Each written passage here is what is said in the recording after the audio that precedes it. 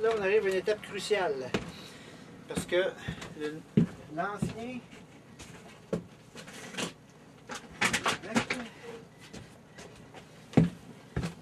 Ça, c'est l'ancien qui était avec. Ça, c'est le nouveau. Sauf que le nouveau, il est officiellement trop épais. Fait qu'il faudrait que je le coupe. Fait que je vais essayer tout simplement de poser l'ancien en voyant s'il fait bien. Comme j'avais déjà fait une encoche pour le fil. Je vais poser de tout recommencer. Sauf que... Non, on voit que ça ne fait pas. Il faut vraiment que je mette le nouveau. Je vais être obligé de prendre celui-là. Mais il va falloir que j'en coupe pas mal.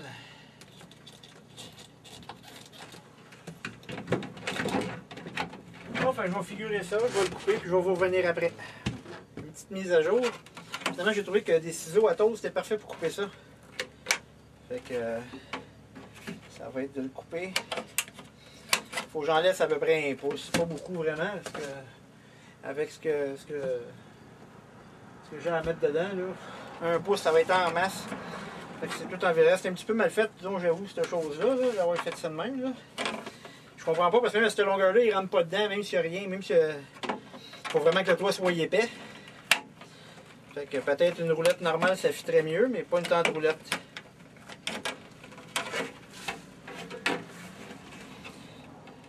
Ça va être pas mal amateur comme découpage.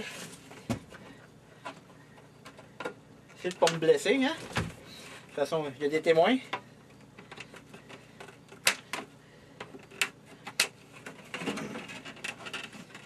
Finalement, avec les ciseaux à toast, ça valait pas de la chenoute.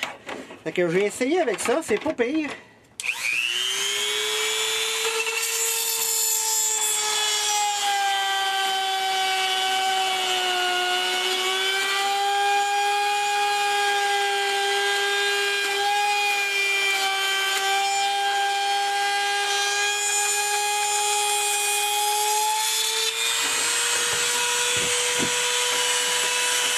Si vous voyez bien, là.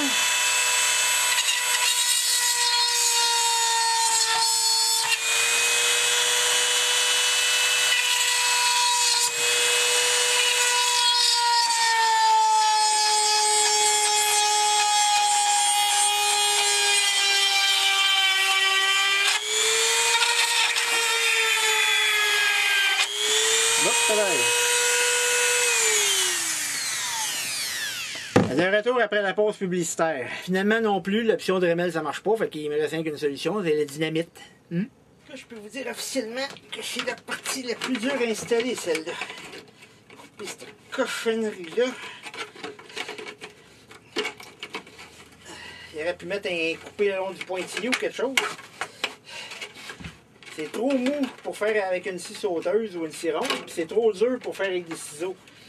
Fait que c'est comme un entre-deux qui est pas facile, qui est légèrement désagréable.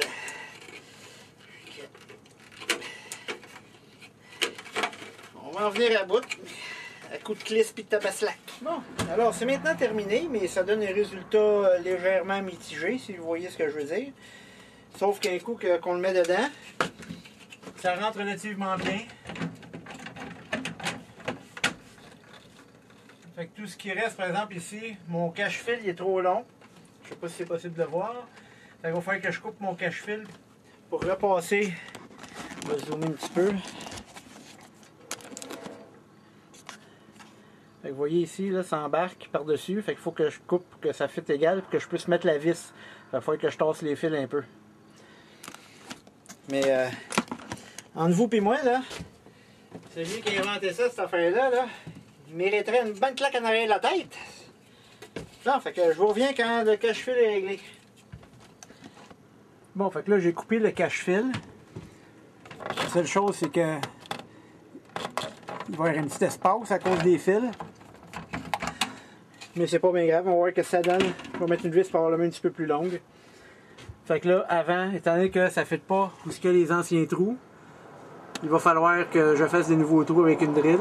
Parce qu'il faut toujours, dans ce genre de plafond-là, driller avant de mettre une vis. Bon, ben, c'est maintenant terminé. Comme on dit, il y a eu plus de peur que de mal. Fait que la finition est ici. Fait que ça a bien rentré finalement. Il y a un petit espace ici où il y a le fil. Mais à part ça, c'est bien. Puis comme on voit, ça fonctionne très bien.